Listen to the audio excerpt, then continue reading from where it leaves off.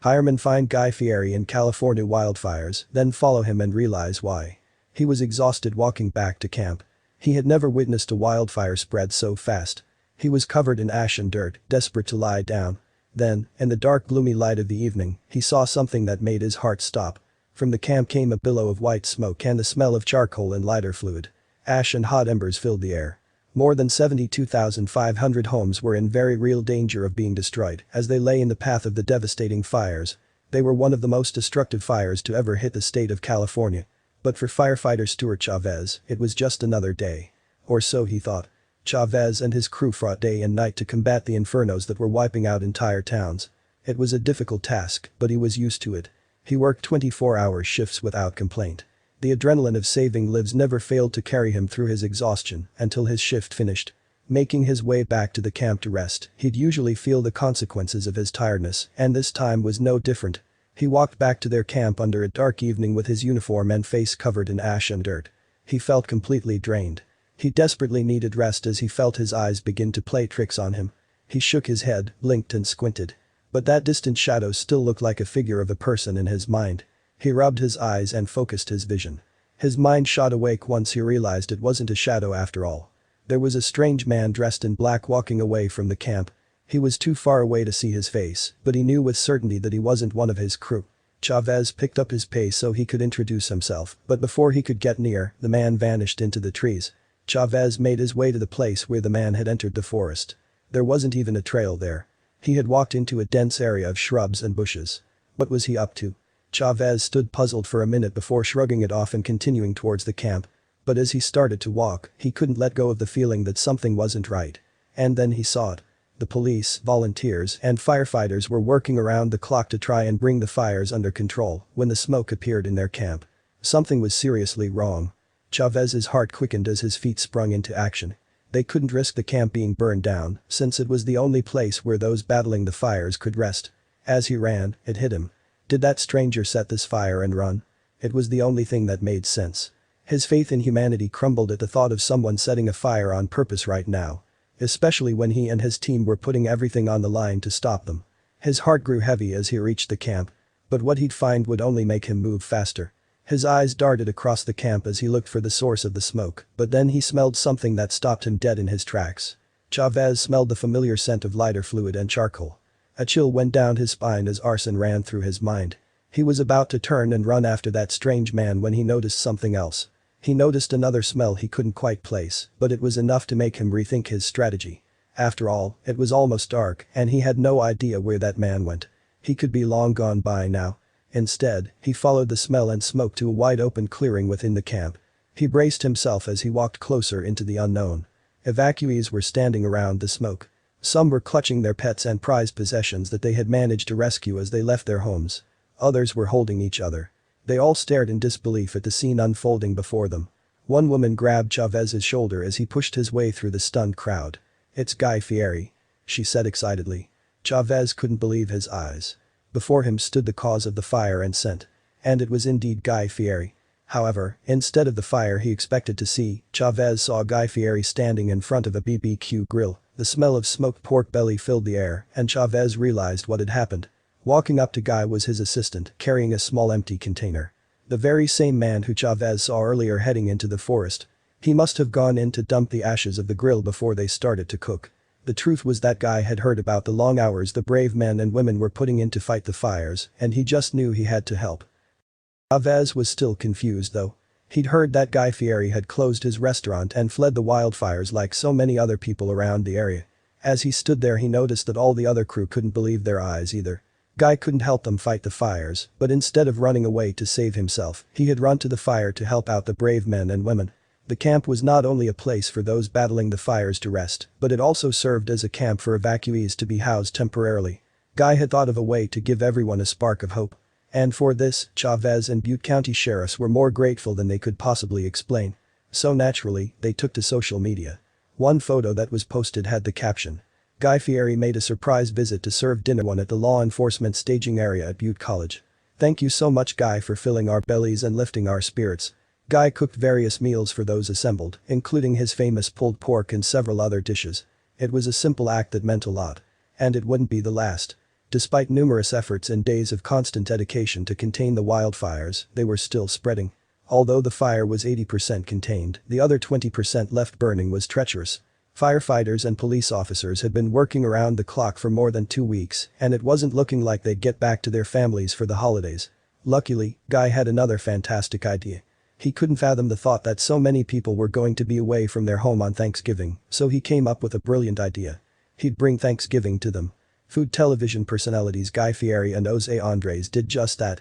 On November 22, 2018, he arrived once again to Camp Fire and set up his world central kitchen tent. Alongside several other chefs, these two celebrities dedicated their Thursday to cooking thousands of Thanksgiving dinners for victims of the deadly fire in Northern California.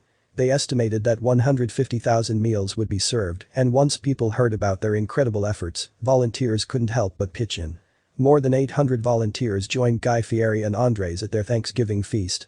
The least we can be doing today, on Thanksgiving, is all coming together to show the people what they deserve. Love and support, one plate of food at a time, Andres said in a Thursday morning Twitter video. Guy later tweeted a picture thanking the dedicated hard-working firefighters and officers who battled the relentless and devastating fires for several weeks.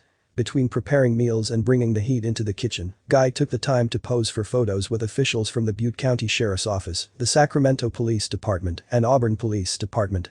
The Auburn Police Department posted a picture on their Twitter account with the caption, "Guy is cooking pulled pork dinner for everyone this evening." He had also thanked everyone that was helping out for their hard work. "Thank you, Guy, for your time, support and great food. Number Butte County." But this was just the beginning. Guy posted updates when he could to keep everyone informed on what was happening with both his efforts and the firefighters. He posted a photo of the fires to his personal Instagram page writing, "In today's tumultuous world, it's amazing to see our firefighters, military, law enforcement, and first responders come together to rescue our communities devastated by fire." Guy had surprised the hardworking firefighters and law enforcement officials by delivering and cooking such an enormous meal. "You stand up, you face it, and you go after it," Guy stated, "you don't back down from it." Everyone in the camp was equally shocked and delighted when they noticed what was going on. So they decided to stand up too. Guy started his day on Thursday at 5 a.m. and he took to Twitter to show the whole world his preparations. "We are often cooking at 5 a.m. Going for 7,000 pounds of turkey on 6 smokers." Little did he know, these incredibly heroic men and women were soon going to show the chef just how amazing they were.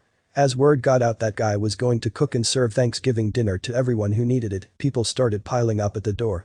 Even officials made their way into the camp and shocked everyone with their numbers. To Guy, it looked like he was about to put his money where his mouth was. But then something unexpected happened. Major General Beavers joined in to feed the soldiers working on the grounds. The place was full of firefighters, officers, and military men and women. It was a sea of uniforms and a lot of mouths to feed. Guy suddenly got nervous that he hadn't prepared enough. But before he could worry too much, he witnessed something he'd never forget.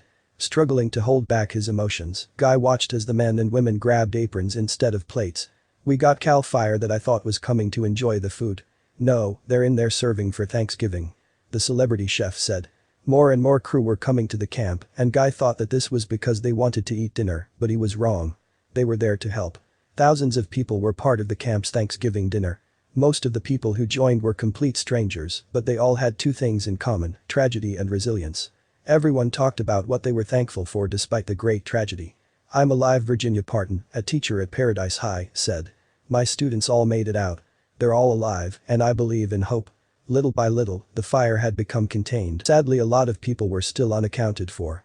The devastating flames had forced more than 27,000 people into shelters. But for a couple of hours on the day of Thanksgiving, Guy Fieri gave them all something to be thankful for. He gave them all hope and strength to protect and serve, to fight and to never give up.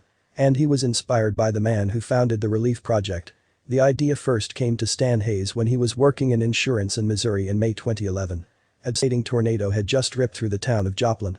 Feeling shattered when he saw how many lives had been affected, Stan felt a desperate urge to help. Deciding to take action, he called up his friend, Jeff Stith. Stan Hayes and Jeff Stith shared a common skill that Stan thought he could put to good use. They were both pitmasters on competitive barbecue teams.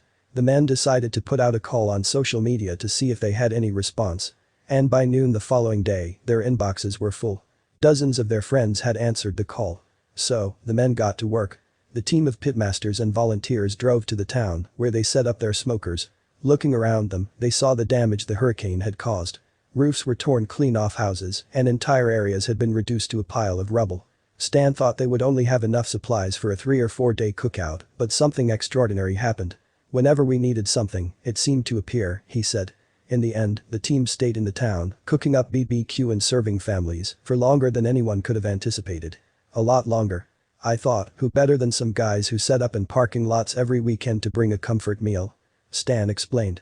The team ended up staying for 11 days, and they served an astonishing 120,000 meals. Stan knew there was obviously a need for what they were providing. And so, Operation BBQ Relief was born.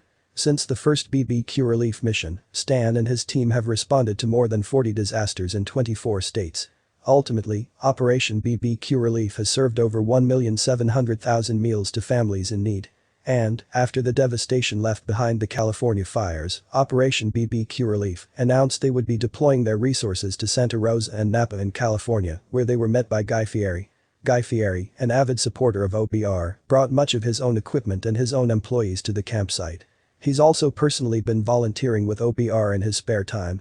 With a now massive team on the ground, they were able to serve over 50,000 hot meals to those whose lives had been destroyed by the California fires. But Operation BBQ Relief serves more than ribs and sandwiches. Barbecue is comfort food, Stan said. It reminds people of good times with friends and family and gives them hope for those good times again. And it makes sense, barbecue meals tend to be hearty and high in protein, which makes them good for periods of scarcity.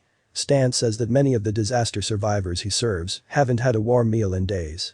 Everyone involved with Operation BBQ Relief says they all have at least one moment that keeps them motivated. For Lee Carnell, the first moment was after Hurricane Harvey, which hit southeast Texas in 2017. It hit home, she said. I spent 10 days total volunteering. You get hooked, you get addicted. You just want to help more. Then, at the next disaster site, Lee met a family who had lost everything. When she handed the mother a hot plate of food, she just hugged her and cried with gratitude. I hope that meal gave her a sense of peace, a sense of hope, Lee said. As for Stan, his moment came after that first disaster, the tornado in Joplin. Mine is the little old lady who had told us about the tornado and riding out the tornado in her bathroom, he said. Basically, by the time it was over, there was no roof and she could see the sky, and her house was gone. I just remember her coming up with tears and thanking us for a hot meal, he say.